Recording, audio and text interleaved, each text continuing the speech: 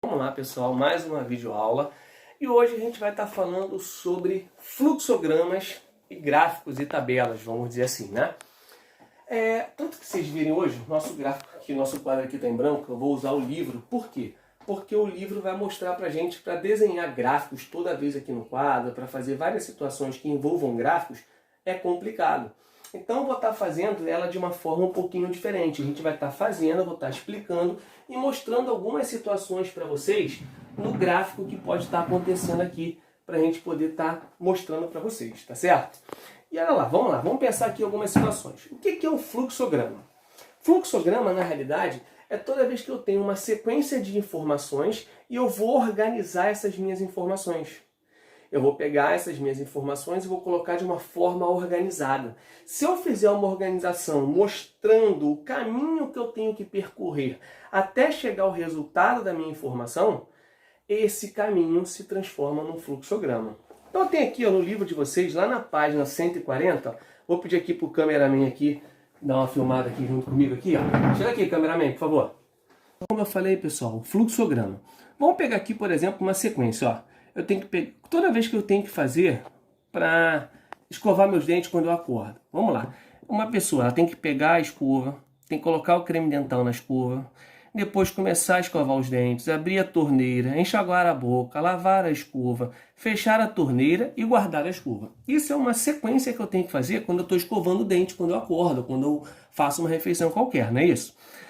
Toda vez que eu pego isso e organizo desde o início, fazendo cada uma das etapas, indicando qual é a primeira, depois dessa, qual é a próxima etapa, e qual é a terceira, qual é a quarta, e vou organizando essas etapas, esta organização é chamada de fluxograma. Então, fluxograma nada mais é do que uma maneira de eu organizar os dados que eu tenho de uma situação. É certo? Isto é um fluxograma. Tá? E aí, pessoal, agora a gente vai falar um pouquinho sobre tabelas e gráficos, né? Nesse caso aqui, a gente está vendo uma tabela. Tabela a gente está acostumado a mostrar quando vê jogos de futebol, quando vê aqueles alimentos onde tem as informações nutricionais de cada alimento, né? De cada embalagem que a gente compra o nosso alimento. Nessa tabela, ela vai ter que ter sempre o meu título, ela vai ter que ter informações que vão diferenciar. No caso aqui do futebol, está mostrando o ano que eu estou investigando, quem foi o campeão daquele ano e quem foi o vice-campeão.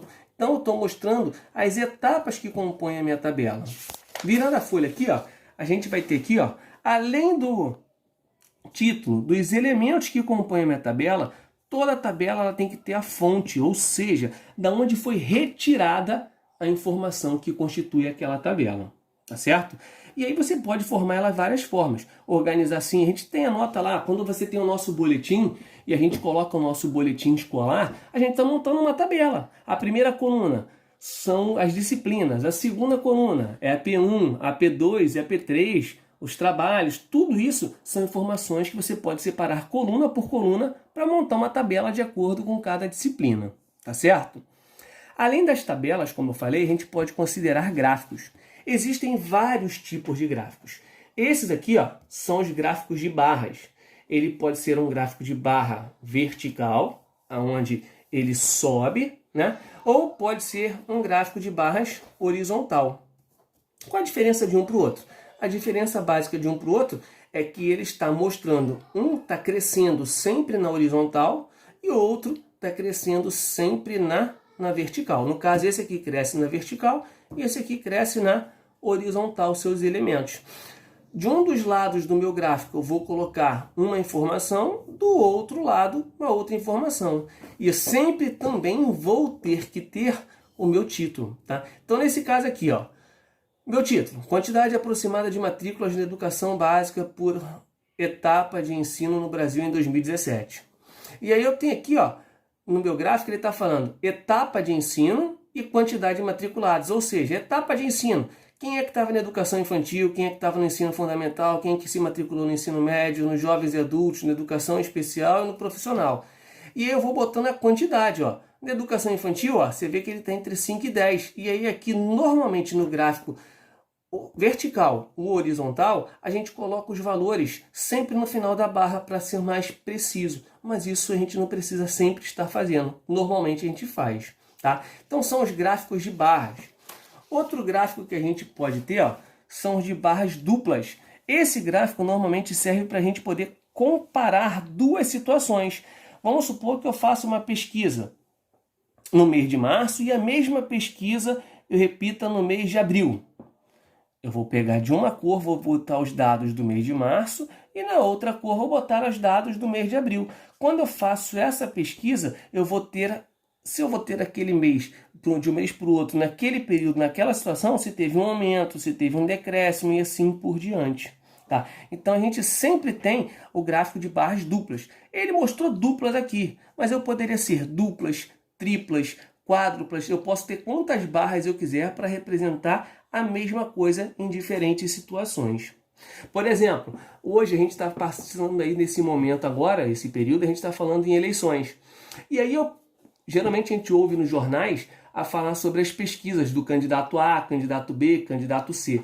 E aí eu posso fazer aqui, vamos supor, na primeira semana que foi feita a pesquisa, candidato A, B e C, os índices dele. Na segunda semana, candidato A, B e C. Na terceira semana, candidato A, B e C. E a gente vai vendo se nessas semanas os candidatos eles estão aumentando ou diminuindo a sua quantidade de votos de acordo com essa pesquisa. E isso pode ser reparado através de gráficos de barras duplas. No caso aqui, A, B e C seriam barras triplas, uma para cada situação. Outro que a gente costuma falar bem e ver bem são os gráficos de setores, ou também chamados de gráfico de pizza, né? Então, são gráficos onde a gente divide uma circunferência em quantidades de elementos que eu quero colaborar. Então, se eu tenho candidatos A, B e C aqui, por exemplo, no gráfico de barras, eu teria que dividir o meu gráfico de pizza em 3 etapas, o meu gráfico de setores em 3 etapas. E cada um desses setores iria me mostrar o percentual de cada um daqueles candidatos naquele período. Tá certo?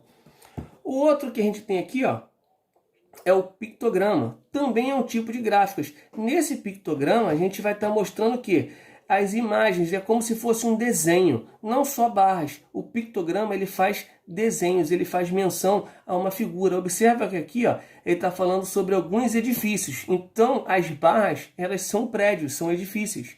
Né? Se você estivesse falando sobre pessoas, ele podia fazer essas coisas aqui, ó, esses desenhos, como se fossem pessoas, uma do lado da outra, e assim por diante. Você vai mostrar o seu gráfico através de figuras, pictogramas. Como a gente viu lá, pictograma, se eu não estiver enganado, se refere a símbolos que a gente trabalha dentro de alguns desenhos, e a gente pode fazer isso, tá? Outro tipo de gráfico que a gente pode ter ó, é o gráfico de linhas, onde a gente vai mostrando a evolução de cada situação durante o período de tempo. Esse gráfico de linhas aqui, ó, a gente pode ter também, pode chamar ele de histograma, tá? E um terceiro, um último que a gente vai ver aqui, ó, é a pirâmide etária. Usamos muito isso aqui quando a gente trabalha em geografia, né? Não sei o período da época que vocês vão estar estudando isso em geografia, mas geografia a gente usa muito quando se fala em pirâmide social. Por exemplo, muitas pessoas perguntam e fazem os casos aí em relação à Covid, né, sobre o fato de na Espanha, na Itália, terem morrido muita gente em relação, por exemplo, ao Rio de Janeiro. Porque a gente não pode considerar a Itália com o Brasil. O Brasil é um país muito maior do que a Itália. Mas em extensão territorial, vamos dizer assim, né, em tamanho, a Itália é muito maior do que o Brasil. Só que se você for reparar lá a pirâmide etária, o que acontece? No Brasil, ó, agora o meio dela, se eu não estiver enganado, ele está mais gordinho. Mas as extremidades aqui superior, ela é pequena, porque nós temos poucos idosos. Em contrapartida, na França, na Itália, a concentração de idosos é muito grande. Então, por isso que naquele primeiro momento havia uma quantidade de mortes muito grande de idosos lá naqueles países. Porque a pirâmide etária deles é onde a gente consegue verificar a faixa de idade que vai desde o mais novo até o mais velho, mostrando uma característica dessa. Tá legal? E aí, basicamente, essa é a nossa parte que a gente vai estar estudando sobre fluxogramas, pirâmides e tabelas, tá? Vou deixar os exercícios para vocês, a gente vai fazer essas atividades e, consequentemente, a gente, durante a correção, vai estar trocando mais ideias sobre isso. Tá legal? Um abraço aí, então, a todos.